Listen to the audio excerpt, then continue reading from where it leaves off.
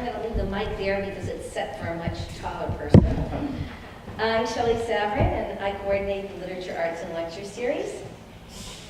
If you're new to this series, there's a sign-in sheet out in the lobby, and if you put your name on it, you'll get future notices via email or snail mail, whichever you prefer, about upcoming events. So right now we're planning the fall 2016 series. But we're still hot and heavy in this one. And next week, on the 16th, we have Why Practice Yoga? So that with Nasana Engel, who's been a yoga teacher for decades, and so that should be really good. And then on the 30th, we have a poetry reading by Major Jackson. He's a poet and professor. He's won a lot of awards, and he's coming all the way from Vermont. So hopefully you'll come back for that, especially if you're interested in poetry, creative writing. It should be a great reading. You can pick up flyers on all of these events out there. I think we have them all the way up through the last 3. We haven't gotten those up yet. So help yourself to flyers. Also, there are books for sale. Kate brought some handouts for you to take that are free. So please take a handout, and then if you want to purchase one of her books, she'll be happy to sign it for you afterwards. And there are copies of the Los Angeles Review, which Red Hand Press, the press that she's connected with, also publishes. So it's a great, great literary magazine. So now I have the pleasure of introducing Kate Gale. I've known Kate for about 10 years now, through Red Hand Press, and I'm going to just modestly say they published my first book of poetry. They're a great press, great, great press. She's the managing editor and the editor of the Los Angeles Review, and she's written librettos for several operas. She's the author of 6 books of poetry, and the recent one is Echo Light and Goldilocks Zone. One is from Red Mountain Press, and Goldilocks Zone is University of New Mexico Press, and those are for sale.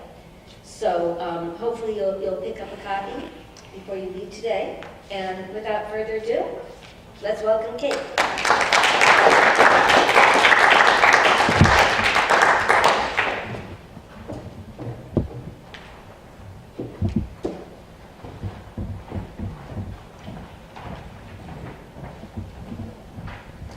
Good afternoon. I'm going to read a little bit, and then I'll talk a little bit about Red Hen and publishing, and then I'll take any questions that you have. So if you think of some extremely important questions, like this gentleman is, I will definitely take questions. So I'm going to start off with Mating Season. I'm just going to read a couple poems from this. This is a book that came out about 10 years ago with Tupelo Press, and I think that one of the things that I was really interested in at the time was prose poems, and there's quite a few prose poems in here. They're kind of like a poem that's very short and almost like a little compressed paragraph. So these 2 are called Daughter and Son. My kids were 8 and 10 when I wrote these. And now they're in their early 20s, and I want to write a new poem for them, and it's going to start, use condoms, get a job. But these are the poems I wrote for them then. Daughter, learn how to fight. Learn how to fight back. Don't let anyone hit you. Don't let anyone hurt you. Learn how to get away. Learn how to get away quickly. Learn how to leave in the middle of the night. Learn how to leave while he is sleeping. Learn how to take care of yourself. Learn how to take care of your children. Learn how to take care of your brother. Learn how to run. Learn how to look over your shoulder. Learn how to run in the dark. Learn how to swim. Learn how to ride a wild horse. Learn how to sail. Learn how to sail away. Learn how to make your own money. Learn how to save your own money. You will be careful. You will remember all I told you, won't you? Son. Be nice to women. Be nice even if they aren't pretty. Even if they are fat, ugly, or stupid, be nice. They will not be nice to you.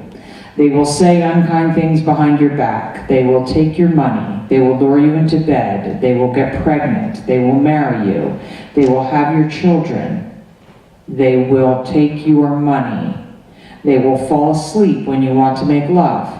They will ask you for things. You will give them things. The children will ask you for things. You will be the giver of things and money. They will talk about you with other women. You will be careful. You will be nice, won't you? I don't know if they've taken this advice. So this book, The Goldilocks Zone, was really fun. I was researching 4 inventions that I consider to be crucial to our culture. And so those 4 inventions weaved through the book. The 4 inventions were glass, condoms, fireworks, and bridges. So you'll see those weaving through. Anyway, while I was researching fireworks and stars and that kind of thing, I came across all this stuff about the Goldilocks Zone. And so I'll explain what the Goldilocks Zone is by giving you a little quote from an astronomy magazine. One of the keys to the search for other habitable planets is the Goldilocks Zone, also called the habitable zone or life zone. The Goldilocks Zone is an area of space in which a planet is just the right distance from its home star so that its surface is neither too hot nor too cold.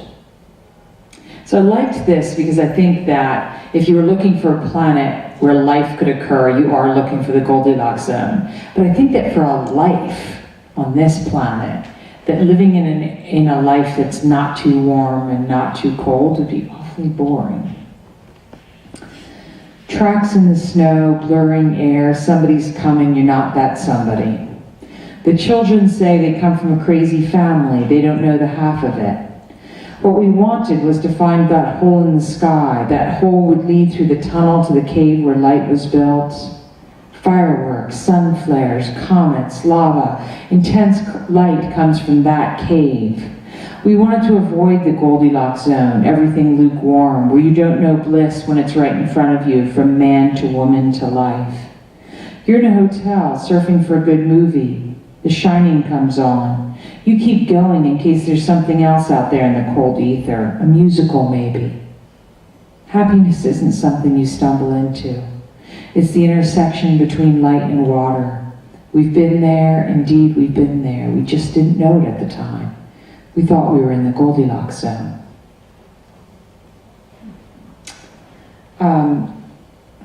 So when I was researching the history of condoms, which I spent quite a bit of time with, I came across the famous Anthony Comstock, who did everything he could to make condoms illegal in the United States. So this is about him, and also starts with 2 quotes. Comstockery.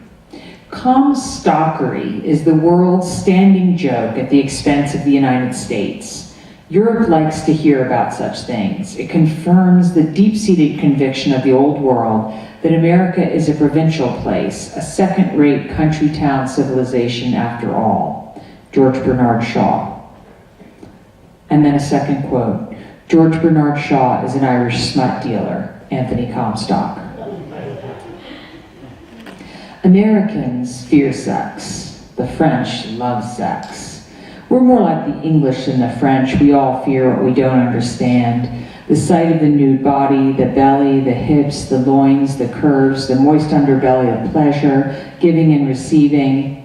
Anthony Comstock, crusader for righteousness, convinced Congress to pass the Comstock laws, denying anyone in the U.S. the right to birth control, knowledge of birth control, to any pictures of nude people sent by U.S. mail, including medical textbooks. If you grow poppies, their papery petals opening in your flower garden, that is legal. If you know how to make opium of these poppies, it is illegal. If you own hemp seeds to feed to your birds, that is legal. If they fall into the grass and grow, that is a crime. Anthony Comstock loved his mother, who died when he was 10, married a tiny older woman who wore only black, became the landscape. I imagine them retiring to separate bedrooms after a frigid dinner of corn, peas, turkey giblets. We're all subject to God's laws. Anthony Comstock had 3,000 people imprisoned, died a hated man, except by one young admirer who found his work and methods exceptional, J. Edgar Hoover. Comstock pored over thousands of pornographic photos, willing to subject himself to evil to rid the world of filth and purify mankind. A Christ-like character, not appreciated in his own lifetime, unlike Jesus, not deified since. Like Jesus, hated. My son tells me the world's all haters or players. Which are you? Comstock was a player for the Christian team. If you fail to appreciate someone purifying the world of sodomy, condom usage, oral sex, you're a hater. Some of you know how to make opium from the poppies you grow, have pictures of naked women, have used birth control and taught others to do so, have practiced sodomy. Same-sex sodomy is illegal in Kansas, Texas, and Oklahoma.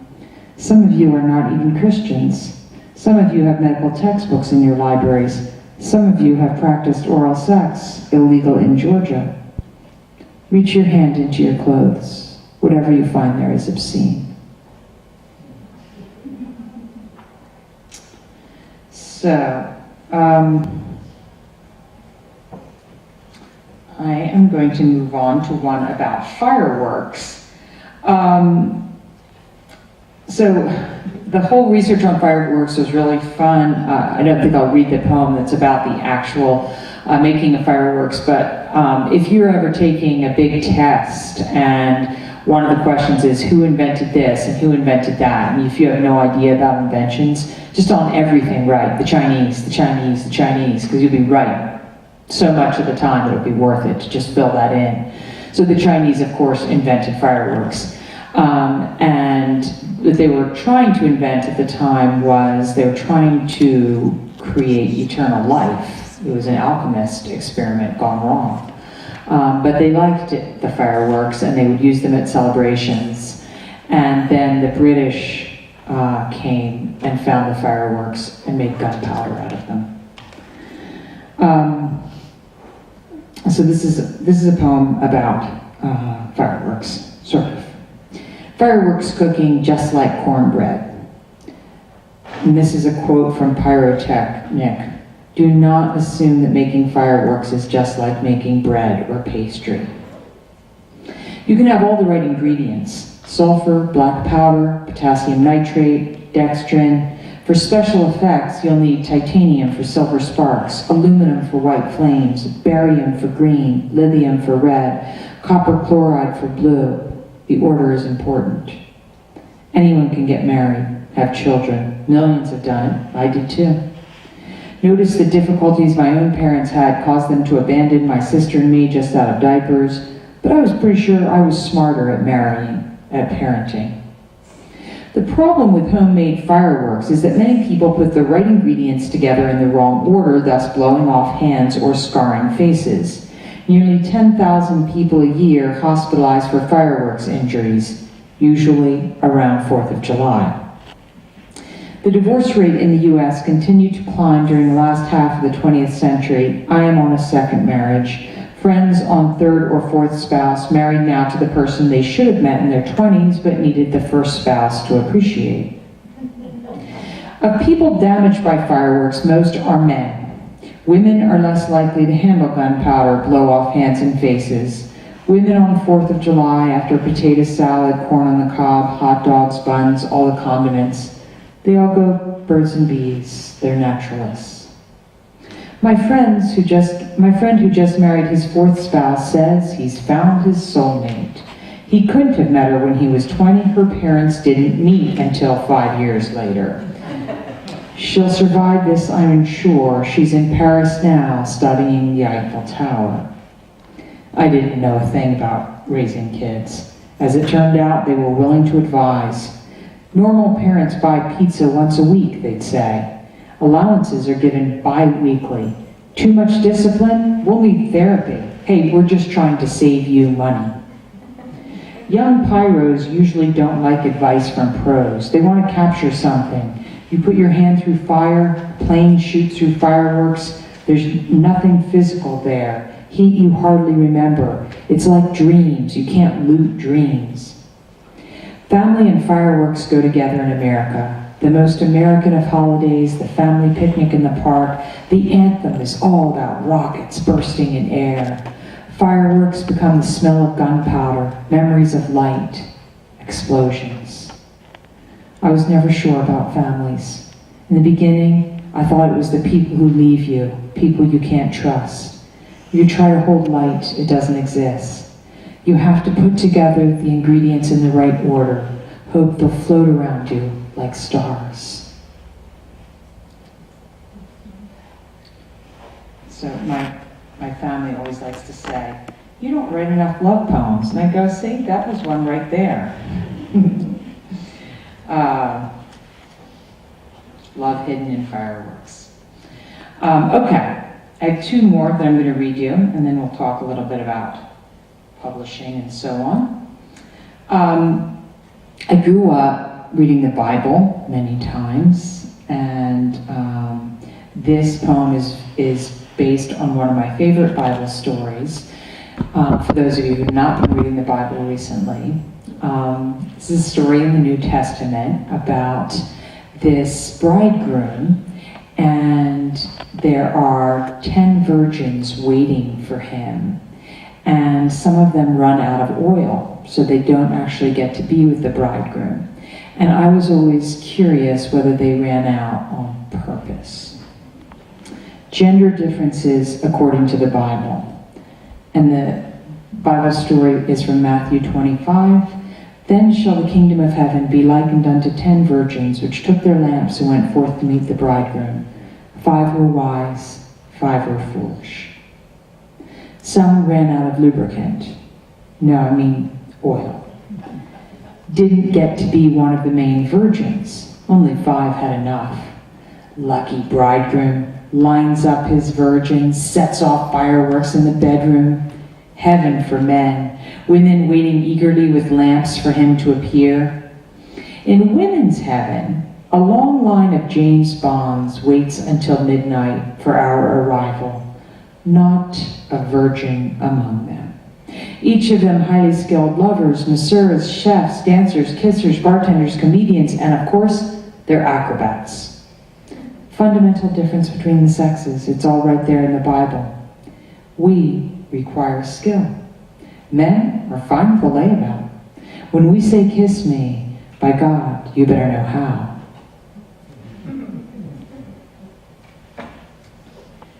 Okay, so I'm going to end with Casanova. When I was studying all this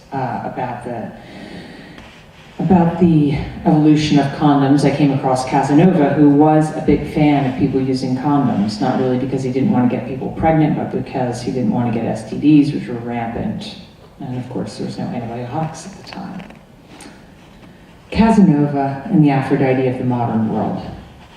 Casanova lived from 1725 to 1798, and at 73, Prince Cellini said, he's no longer a god in the garden or a satyr in the forest, but he's a wolf at the table. This window is the one he climbed out to escape his second arrest by the Inquisition. No glass, just an open space, curtain over it. There were bars. He escaped twice. Son of Italian performers, early ambition to be a priest, thrown out of seminary, decided to travel, visit all the capital cities, be expelled from them one by one. We see him lolling on beds, linen strewn, serving girl astride, dog barking down below, clothes in the mirror, smell of semen, chamber pot in the corner. We see him with ladies, maids, duchesses, hear cries of ecstasy. Casanova liked condoms made from lamb intestines or linen condoms tied off with a ribbon. Casanova fought duel after duel, carried off without a scratch, many near misses at the altar. Casanova's coach always just in time.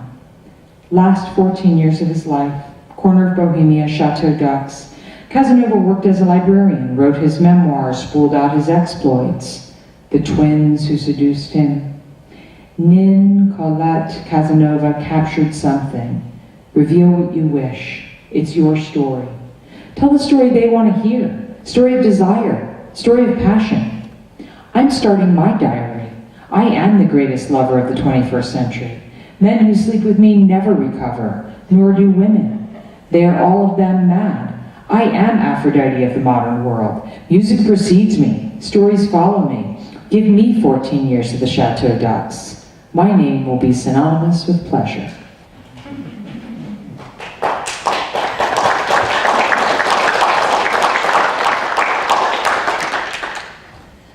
So I'm going to tell you a little bit about starting Red Hen, and then see what questions you might have about the publishing world. So I moved to LA in the late 80s to go to graduate school, and by 94, I had decided that what LA needed was a publishing company and more reading series. The bookstores were closing one by one, Sisterhood Bookstore and Bread and Roses, and eventually all three Dutton's bookstores closed, and so I felt like that we needed more literary community. There was no Antioch University's MFA program, UCR was a tiny program, so it really felt like LA was mostly a film city.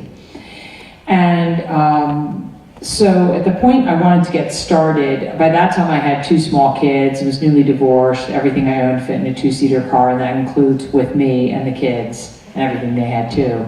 So there were people that were like, oh, Kate, you know, they don't really have any resources, you're still, you know, you're just starting to do some teaching, and eventually I ended up full-time teaching one of the Cal States, but it's like, you know, you don't have that much spare time, and how exactly are you going to do this? And I thought, wow, these people are haters. I can definitely do this. So it got started, and actually in the beginning I was very interested in presses like Alice Jane's, which is kind of a collective, so it's like you've got 3 or 4 people together and they all are kind of publishing everybody in the collective and helping to promote each other's work. That was kind of my idea of how it was going to be. But after 3 or 4 years, it was clear that the two of us who had gotten it started were doing all the work, and everyone else wanted to be published, but they didn't really want to do any work. As Shelley knows from running this series, everybody would like something, but there's a lot of work in doing literary arts stuff. So at the point that we became an incorporated nonprofit, we decided, I liked the story of the Little Red Hen, because in the story of the Little Red Hen, everybody wants to eat the bread, but no one wants to help plant the wheat or bake the bread. So we became Red Hen Press, and we decided that we'd started off with poetry. We decided to do poetry and prose, and at this point, we publish about 20 to 24 titles a year. About a third of that is poetry, and the other 2/3 is prose. So we started publishing and publishing more and more. Eventually took on some staff. At first we were in sort of a guest space behind our house, and then a bigger guest space, and then eventually we moved to the top of a bank building in Pasadena, which is where we are now. And there's 8 staff at the press, and we've become this big nationally recognized press. We go to London and Frankfurt every year and work on foreign rights. We work with film agents to get our books adopted to film. So it became a much bigger thing than we'd expected in the beginning.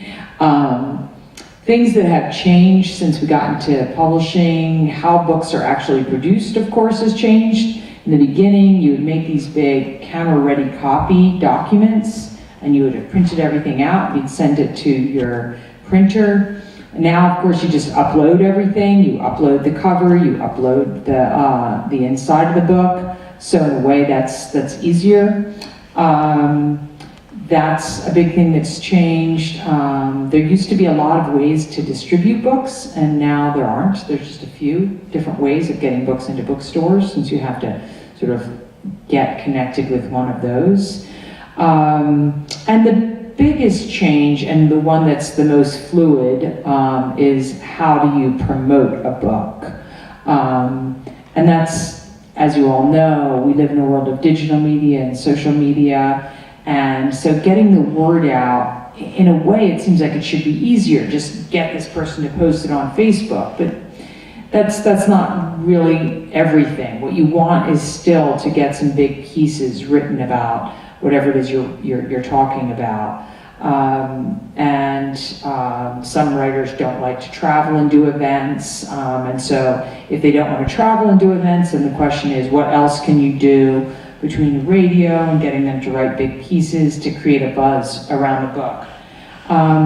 So we still find it very, very much an adventure. It's a very exciting adventure being in publishing. It feels like it's changing so quickly, and like everything is sort of a challenge in terms of discovering new ways of doing things. We certainly don't have any shortage of manuscripts. Now, of course, everybody can just upload their manuscript to us. So we receive several thousand a year, and we have an editorial staff that kind of sifts through those and then gives me whatever they consider to be the top ones for me to look at. I still consider that, I still feel like we're always looking for something really exciting. We just recently took a book from Gary Soto, who's an amazing Latino poet and fiction writer. We just took a book from Allison Joseph, who is very involved in the Black Lives Matter movement, and is also the editor of Crab Orchard Review.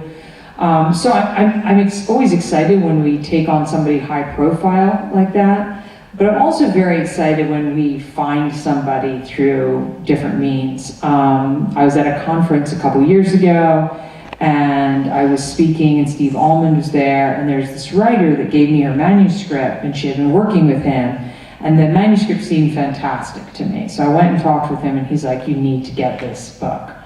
And it's launching this week. Her launch event will be March 20th at Politics and Prose.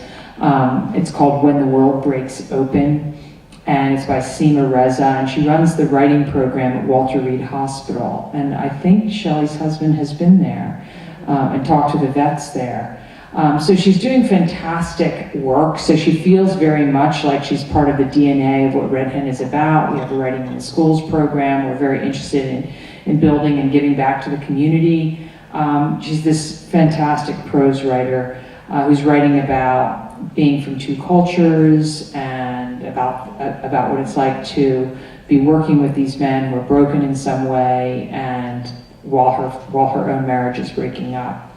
So I'll just tell you about a couple other books that I'm excited about, just to kind of give you a sense of what.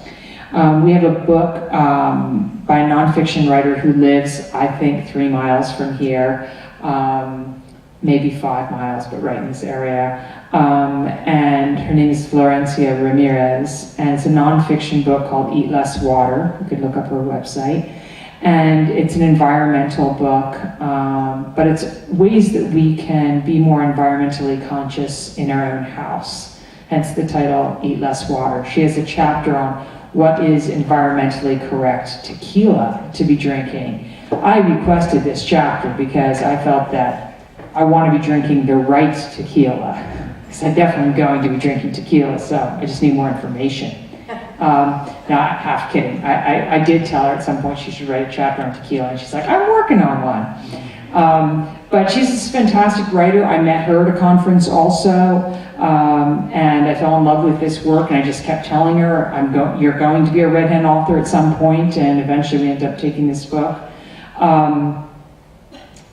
We have a book by a trans author coming out, and she works in Washington government and decided to transition when she was 50. It's a lot easier, those of you who know about gender reassignment surgery, it's a lot easier to do when you're quite a bit younger, a teenager, maybe in your early 20s, for many reasons, physically as well as emotionally, as well as building community. So we're very excited about this book. So what keeps us going, what kind of keeps the energy of the press afloat is still the same thing that we started with, which is we're excited about books. We're excited about discovering new stories. And I think that a lot of people in publishing would say that a lot of writers are crazy, and I would agree. But I think that that's still part of the energy that keeps publishing interesting. So I'll pause for a minute and see what questions people have. I know you've got a question, sorry. Go. I hear a lot of conflicting things about the need for an agent. I understand that some publishers don't want you to have an agent, others require an agent. So how does Red Hen approach that? So first of all, the publishers that are going to require you to have an agent are usually, first of all, are always going to be bigger publishers. So in New York, again, when I started in publishing, there were like 12 big publishers in New York, and then it was the big 6 for a long time, and Penguin, Random are together. I like to think of them as Random Penguin. Now there's 5 big publishers. So I've several times had a friend of mine who was interested, had a book that they pitched to somebody at a conference, and the editor was interested, and the editor would always say, you need to have an agent. So the big publishers are just not used to dealing with ordinary people. They want agents, and they want agents that they've worked with, because that's just what they're comfortable with. They don't want to have to negotiate a contract with a person. And part of the reason for that, I guess I kind of understand. I mean, we had an author, I met an author a few years ago, again at a conference. I do get out there, I guess. And I fell in love with this book. It was a novel, and I was just crazy about it. So I came back, we ended up deciding to do it, and we sent her a contract. And she sent back and asked for a few changes. So we looked them over, nothing was that serious, so we did the changes. She sent them back a second time and asked for changes. There was some discussion, and then those changes were made. And then, again, weren't very big. The third time, our publisher called her and said, we're not going to publish the book. And because I think the idea is, first of all, she's going to be a pain in the ass, and we don't know this person, but it's clear she's going to be a pain in the ass. And secondly, she doesn't know what she's doing. Okay, what is she trying to do? Get more money out of an independent press? She's not going to become rich off of this book. So it's just like, what are you doing? Well, publishers do not want, the big publishers do not want to waste their time on that. Somebody did that contract 3 times, so they would not want to waste their time. And then they know if they're dealing with an agent, that the agent knows what they're doing, okay? So, the medium publishers and the independent publishers and the university publishers, my book here that was done with the university press, they don't care that you have an agent. We don't require that anybody has an agent. In terms of whether or not you want to have an agent, if you are writing poetry, you don't need it because you're not going to make any money. You're going to be asking other people to buy you a drink. If you're writing short stories, same thing. Unless you're George Saunders, If you're writing a novel or if you're writing a nonfiction book, it's worth trying for an agent. And I would just say, I know a lot of people with novels or nonfiction books who didn't end up with an agent, and I'm in this publishing world, so people will come back to me and say, I've sent this to like 40 different agents and nobody's picked it up. And I'm like, wow, it's weird because that's a cool book, but I guess they're not seeing what I'm seeing. So my follow-up thing is, okay, here's a list of independent presses. Start at the top and work your way smaller and start going through that. That just means that, for an agent, they're making 10% of what you're making. So if the book sells for $20, okay, let's do some math here. You are going to sell 1,000 copies of your book that sells for $20. You're getting 10%. So you're getting $2,000. Okay, so on a poetry book, if you sold 1,000 copies, they'd be pretty happy. So $2,000, they're getting 10% of that.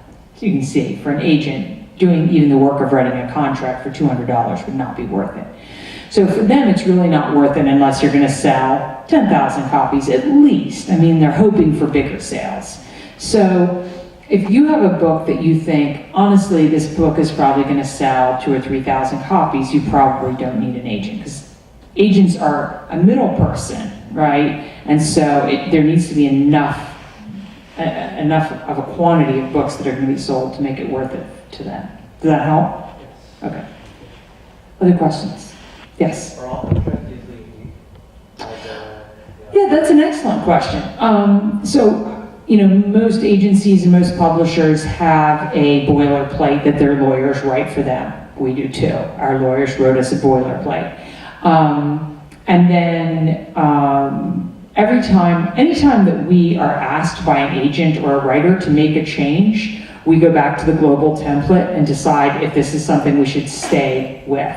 So one of the things that we have now is, if it's a prose book, we have a escalating royalties. So this is how much you make if you sell 1,000 copies of the book. This is how much is 5,000. If you sell 25,000, you're making more money per book. And the reason you can do that is that the books are being printed more cheaply, so there is more margin. You might as well give it to the author. And also, it makes the author hopefully feel inspired, like, I'm going to get out there and sell a lot of copies of the book because I'll be making more money. So that was something that at some point someone asked for, and we changed our global template for that. But generally, you give a contract, and at most there's one small change. So, that being said, at the point I'm meeting with a film agent, let's say, our contracts person has a list of books that we have the film rights, and so she might look at our newest contracts and just see if we got film rights. That's contract by contract. So the contracts should be pretty much the same for poetry, pretty much the same for prose, but there are sometimes little changes. Other questions? I have a follow-up question. Yeah. Let's say a film director or producer is interested in your work. Do they have to go to the publishing company? Yes, because the publishing company has the right to the material at that point. But in the contract, it will say if there was an option or there was, or the rights were being bought, this is how much the publisher will get, and this is how much the author will get. So it's in the contract. Other questions? I know there are a lot of creative writing students here today. So let's suppose somebody has a manuscript and they sent it out to a press like Red Heron. How do they get the attention of the publisher with 1,000 other manuscripts competing? What can they do to put theirs to the top? So it's funny, this question that Shelley's asking is the question I always call the $1 million question. That's because I'm dreaming of $1 million. It's actually like the $1,000 question, in the sense that anytime I'm giving a talk that I'm being paid 1,000 or more and keeping track, someone asks $1,000 question, because that is the question you want to know as a writer, okay? That is the big question. The question used to be, like, I would say everything comes in through the slush pile, and then there was one box that was always at the press that was marked, Kate Gale's manuscripts. The question was how it got in the box. Now, like everybody else, I'm reading the Kate Gale manuscripts on my iPad. So somebody is shuffling through everything and making a decision of what to put on my iPad, okay? So the $1 million question is, how do you get to the iPad, okay? So what could you have possibly done, besides being the fantastic writer that you are, to get to the iPad? Now, here's the thing. I'm going to come back to this. I'm not leaving this question, but I'm going to say, once you get to the iPad, okay, you don't know what's going to happen from there, okay? You don't know whether they're going to say, so for example, in the last 5 years, we took on 2 books, one which is coming out this fall, about a woman in their 50s losing their mother. I don't know why 2, but we did end up with 2. If a 3rd book comes in about a woman losing her mother, I'm just going to say no, okay? We have a poetry book by a trans author and the big nonfiction book by a trans author. I'm not going to take on a 2nd book that's by a trans author. We have a book coming out in the next couple of years about a woman who was sexually abused by her mother. Probably not going to take on another book like that. I'm hoping there isn't another book like that. So so sometimes, even if it is the kind of thing that that publisher obviously does, you don't know if they just took something like that or not. You don't know if they maybe changed their guidelines a little bit. Like we did political books for a long time. We've gone in a different direction. You also, I always like this sort of taking a chance. So a few years ago, someone sent us a hybrid book. So it was stories and drawings, and we took that, and we somehow got excited about doing hybrid books, so now we've got 3 of them coming out. One is with Alan Lightman, who did Einstein's Dreams. We've got this book that's going to be drawings and his work. So there's all kinds of things that could happen after it gets there. Okay, worst of which, the editor might just be drowning in work or be in a bad mood or something and not see how fantastic your book is. But the question is, how do you get it there? And the steps in editing that take it to that point are you in your little room editing your book, deciding whether you should be writing it in the first place, playing with it. Second, you with your writing community, and that's whatever writing workshop you belong to, whatever writing group you belong to, your writing partner, whoever's reading your work and giving you feedback. Third step is you with a writing professional, and that writing professional is reading it and saying, yes, this is ready to send out. And the fourth step, which is sort of where you jump to the other side, is acquisitions editing. And that's simply just an editor reads it and says, I'm going to take this.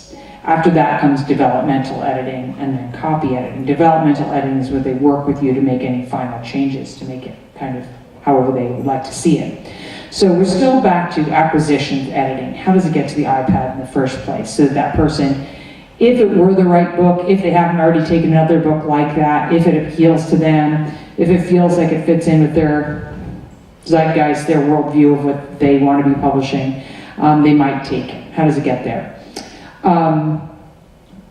If you're sending something in through the slush pile, so you don't, let's start with the ideal, and then we'll go down. The ideal is that you are able somehow to send it to the managing editor themselves. Okay, that would be your ideal. Now, how would you accomplish that? One, you might meet them, and they might tell you that you could send it to them. Shelley went a few years ago to Squaw Valley, I think it was. Very well-known conference, very, very popular. And if you go to Squaw Valley, that you met Lee Young Lee there. But there's lots of editors there. So some of those editors afterwards, you could say, can I send you a manuscript? You get to talk with people. So that's one possible access point, is going where the editor is. If the editor also is a writer, they might do events. So like we're bringing Jill Bialowski, who's the editor at Norton, out to do an event for us this fall. I'm sure some people will come just to be able to, go and talk with her, So finding some way to actually talk to the person, step number one in terms of access. Step number two would be, or possibility number two, I should say, would be you get connected with somebody else who knows them. So you look at their list of writers, you look at anybody who's read for them, people who have blurbed for them, and see if there's anybody that you know. And let me just say that if you've looked at the whole list, like let's say you were sending something to Red Hen, if you don't know anybody on my list, why exactly are you sending to Red Hen? There should be some author there that you think, I'm part of your tribe, I'm in your family, I know you. When Camille Dungy first sent a manuscript, she just came up and talked with me and gave me a list of everyone I knew who she was friends with. And she said, I belong with Red Hen, right? So in an ideal world, when you are asking an editor to pay attention to you, it's because you feel you belong there. And so you're asking that person, could you recommend that this editor look at the book? Okay, so Jeff Schatz is a publisher at Grey Wolf along with Fiona Cray. So you look at who Grey Wolf has published, and one of them is someone that you go to their reading, you connect with, maybe you've studied with, and you say, can you ask Jeff to look at my book? Okay, so that would be my second way. First, get access to the editor themselves. Second, if you can't do that, get access to somebody else who can connect you with them. And if neither of those are possible, then when you send the manuscript in, send a very convincing cover letter. So the books that I'm just talking about that we've just acquired, the trans book, the Gary Soto book, are books that were sent through the slush pile. And in the cover letter, they had kind of the three big important points. One is, who are you and why are you so excited about this book? The second one is, tell us a little bit about this book. And the third one is, talk about the press itself. So think of it like when you're on a date. You know, when you're a woman, you're on a date, the guy often like tells you how fantastic he is, and then after he's done, he asks you if you think he's fantastic as well. You notice women laughing here. What you're supposed to do, guys, is talk about how fantastic she is. That's what you would do, right? This guy knows his stuff. So you think about that cover letter. It's like, so to me, it's like the first paragraph. I'm writing this book on whitewater rafting because I've been doing it for many years. I'm part of a whitewater rafting organization. When this book comes out, I speak all over the country on whitewater rafting. I'm going to sell at least 10,000 copies. Second paragraph, the whitewater rafting book is more an informational book, or it's more a history book, or it's more, and these are other books that it's like, so it kind of gives me a context, okay? The third part of it is, the reason I believe this should be a Red Hen book is because you've done this, and this, and this, and that it fits in. I've always loved Red Hen. I always like it when people say that. I've always loved Red Hen. But, you know, something to say, I feel connected with you already. And I really feel, and all of this has got to fit in one page. So simple, direct language that fits in a page and gives me a sense of why you feel you belong. And I would say that probably even more than the writing itself helps the person get onto the iPad, because often the people who are editing the slush pile, they're not the principal editor, but when they see a compelling cover letter, they feel like, ugh, I don't want to miss this. And I think that that's a matter of, I think one of the most important parts is connecting with the press itself. I think another very important part is understanding that unless it's a poetry book, and even if it's a poetry book, but I guess not as much, but certainly with any kind of prose, when the final decision is being made about whether to publish the book, the marketing person is going to be in the room. I just was doing an interview recently on the radio, and they were talking about what's changed in terms of accepting books. And one of the things I said was, the marketing person is in the room and they're talking. So what is it that they're saying? Well, you get there. So as the editor, I would make a case for why I think we should take the book, and then the marketing person would say, this is how many books I think will sell. Okay, based on what do you think that? Well, I've looked at their social media profile. If they have another book out, I'll tell you how well that book sold, and I'll tell you how connected they seem to be. They'll give a whole profile of how many books they think are going to sell. And that does weigh in, because, you know, we are part of building artistic and literary community, but in the end, we're also creating something that we don't want to have several thousand in our warehouse at the University of Chicago. So Red Hen is distributed by the University of Chicago. Does that help? Was that way more answer than you wanted, Well, Sean? I think it's really good for everybody here, because I think that a lot of students in particular, and actually writers, they don't know where to start. How do you go about doing it? And I know in my case, I knew somebody who published. I knew two people who published, and I knew their names. Right. And I think that got me on. There was no iPad, and I think Right. that got your attention. Right. And of course, the book's got to stand for itself. But in Right. the end, the final thing, if I don't know what I'm saying, is you've got to have good names to it. You can know the president. It doesn't matter if you don't write well. If the book's not good, you're not going to take it. Right. Yes, you had a question? No? Yeah. Hi. Okay, speaking of white Can you house, stand up since you are Sure. sitting so far away? I'm sorry. Speaking of iPads, I'm slowly getting up with the whole reality that as much as I love books and touching books and smelling books, reading books and writing books, a lot of books aren't actually in a book, they're actually online. And so I wanted to ask you about copyright and online publishing, and what are your thoughts on that? I mean, I submit everything I write to the Library of Congress because I'm paranoid, but the online publishing creates a whole different scenario that's kind of intimidating. Actually, I just was wondering what your thoughts are on that as far as copyright. When do you copyright online publishing or e-publishing or self-publishing online versus conventional publishing, like you're talking about? Okay, let's see if I can cover all of that. I know it's a huge thing. Online publishing, paranoia. Copyright. Okay. Copyright. Okay. The first issue in terms of copyright, I think, is obvious, which is any book that's ever published is copywritten. Okay. The copyright just gets sent into the Library of Congress right away. So if you're looking at this book or any book, you could see what year it was copywritten.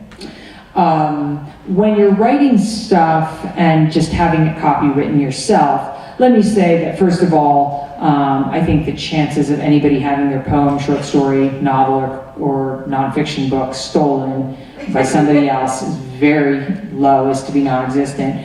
Although screenplays do get stolen.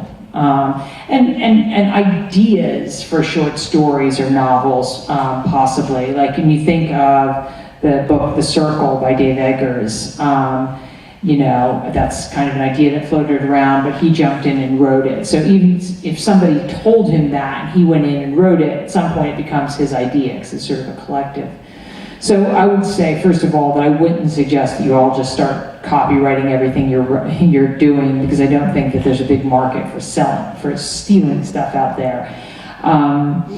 In terms of publishing work online, at the point that you have published it online, it's part of the public consumption. People can start, obviously, copying it. In other words, taking pieces of it and putting it into this and that. So, that's the nature of online. Once you put something out in a blog, it's out there. One of the things I always suggest to people when they're building up a list of poems that they've published or short stories is you have your website, and as soon as something gets accepted, then have it available online after it's been out in a print journal. Then there's no reason not to say this was published in the Chattahoochee Review or whatever.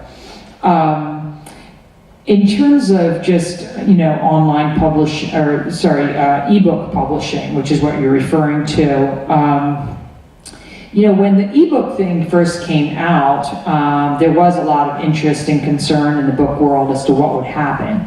I went to Winter Institute in January, which is the big convention for booksellers, and sort of bigger publishers go there, and we went, and Grey Wolf was there, and Akashic, and so on.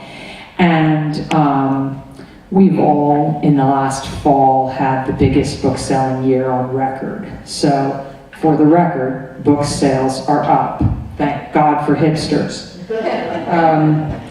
who seem to have brought the independent bookstores back.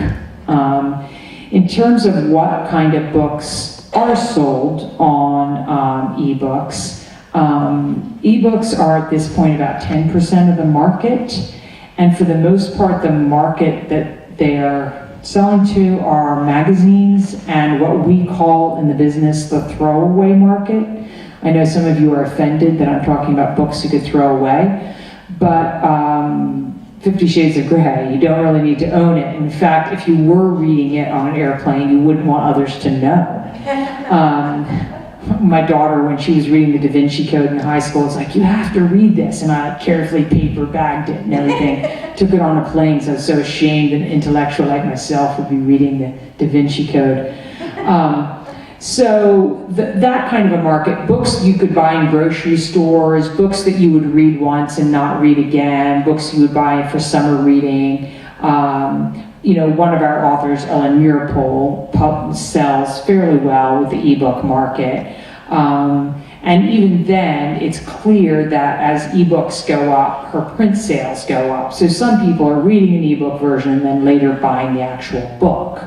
And that seems to be what was assumed that would happen in the beginning, was that ebooks would help college students to not be ripped off, because books would be available that you normally had to pay $40 to $60 to $100 for, but that market somehow hasn't become available in ebook form.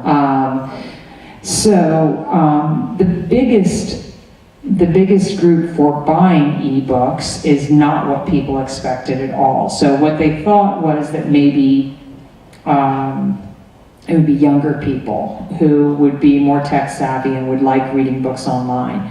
Younger people seem to still like books. The people that like the ebooks are older people, because you don't have to buy a large format book and carry it around. And so you can just keep loading books on, and as you need a bigger screen, it becomes easier for you. And obviously there's ways of reading books online if you're blind, where there's an audio component as well. So interestingly, the market, when this was first coming out, they would say older people are not going to figure this out. What, like they're idiots or something? It's ridiculous. Of course, their grandchildren are going to show them how to use it. So actually, the retired market has done quite well with ebooks, and sort of the throwaway books have become part of that. But I feel like books are booming. Lots of people are still buying books. I would say that if I'm a young writer, what I would be wanting to do is definitely get some stuff out online all the time, because again, let's go back to that marketing person. We just took on an author named CL Ju.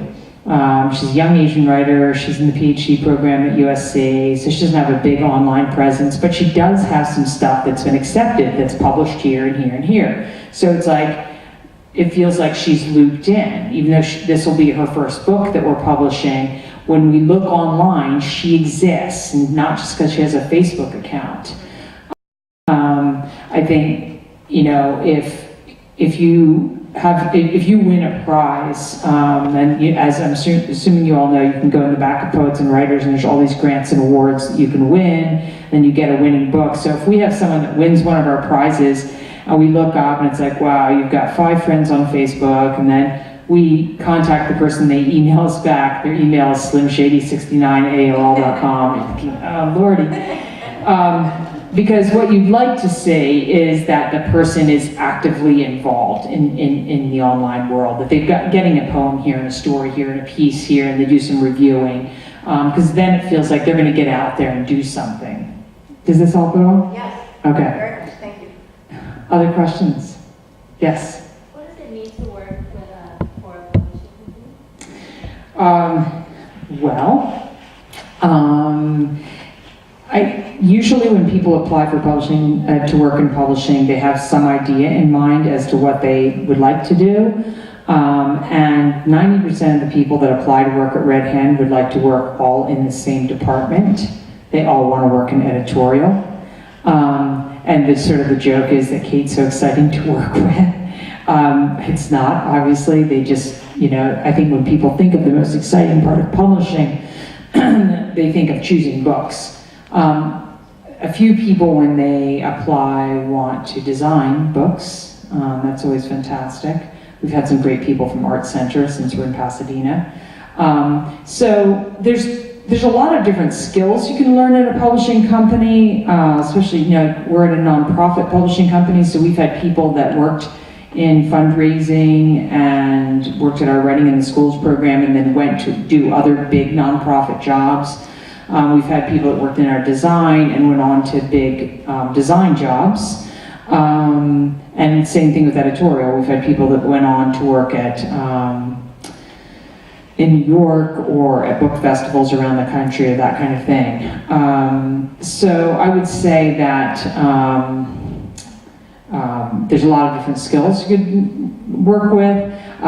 The people that work at the publishing company now at Red Hen are all people who really wanted to work in publishing, but for one reason or another wanted to stay in California. They have family here or something. It's also very different if you were working at a big publishing company, you would be doing a much more compact job. So there's somebody that's just taking care of copyright, or somebody that's just doing the interior of books, just the layout, somebody that's doing fact checking, and even, every small little job is kind of chopped out. And in our case, people get to do a lot of different things because there's only 8 people there. And if someone's been working at the press for a while and they say, I know I'm very successful and I'm working in publicity and I think I'm doing a good job, but I would just love to design one cover. We try to make it happen. I mean, maybe it would take you a year to design your cover. Let's pick something that's like 3 years out and let's give you the manuscript and tell us your ideas and you just work on this and like that. So the smaller the organization, I think, the more chances there are for being fluid and moving around to different places. Does that answer your question? Yeah, so it kind of going along, like in trying to find a publishing company to work with goes along with the idea of finding a publishing company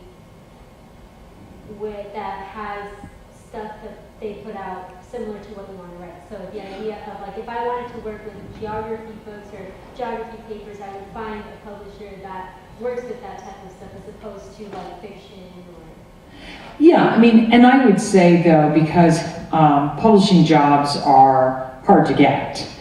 So like if someone said to me, in fact, we did have someone that came and applied to Red Hen, and he said, okay, I'm going to just tell you at the job interview, my big dream is the Getty Press, because they do these big art books.